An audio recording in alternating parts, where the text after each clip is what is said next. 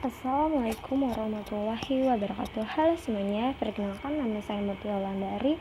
Di sini saya akan menjelaskan tentang PPKN, yaitu di bab 2 tentang hakikat perlindungan dan penegakan hukum. Yang pertama itu ada konsep perlindungan dan penegakan hukum. Mengartikan perlindungan hukum sebagai segala upaya pemerintah untuk menjamin adanya kepastian hukum serta memberi perlindungan kepada warganya agar hak-haknya sebagai seorang warga negara tidak dilanggar, dan bagi yang melanggarnya akan dapat dikenakan sanksi sesuai peraturan yang berlaku. Nah, perlindungan dapat dikatakan sebagai perlindungan hukum apabila mengadu. Yang pertama adanya perlindungan dari pemerintah kepada warganya. Yang kedua, jaminan kepastian hukum. Yang ketiga, berkaitan dengan hak-hak warga. Unsur-unsur sebagai adanya sanksi hukuman bagi pihak yang melanggarnya. Yang kedua itu ada pentingnya perlindungan dan penegakan hukum. Perlindungan dan penegakan hukum sangat penting dilakukan karena dapat mewujudkan hal-hal yaitu tegaknya supremasi hukum, tegaknya keadilan, mewujudkan perdamaian dan kehidupan dalam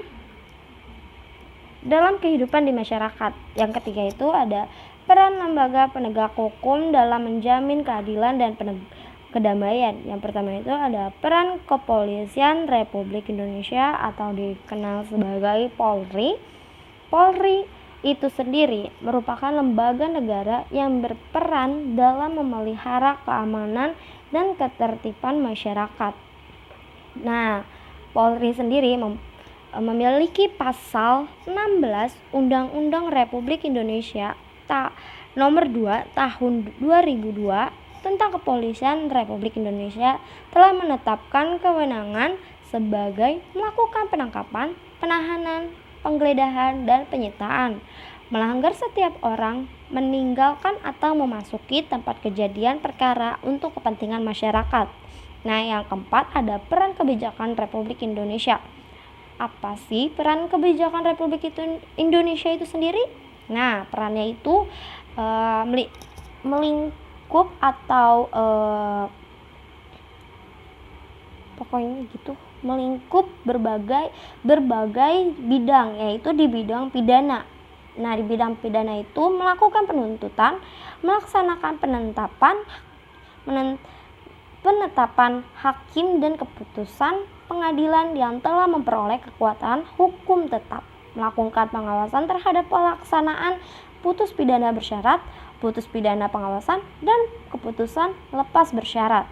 Nah, melakukan penyidikan terhadap tindak pidana tertentu berdasarkan undang-undang, melengkapi berkas perkara tertentu, dan untuk itu dapat melakukan pemeriksaan tambahan sebagai dilimpahkan ke pengadilan yang dalam pelaksanaannya dikoordinasikan dengan penyidik yang di bidang perdata dan tata usaha.